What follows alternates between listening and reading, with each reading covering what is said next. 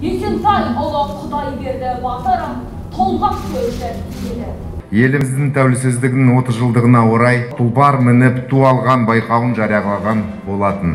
Өңірлік деңгейде алға шыққан 5 оқушы және олардың ұстаздары жеңімпаз атанып, ал бірінші орынды иеленіп, жеңімпаз атанған Алтынбек Айша Биби желтоқсанға жоспарлаған ел президенті Қасым-Жомарт Кемелұлы Тоқаевтың қатысуымен өтетін іс-шараға қатысады.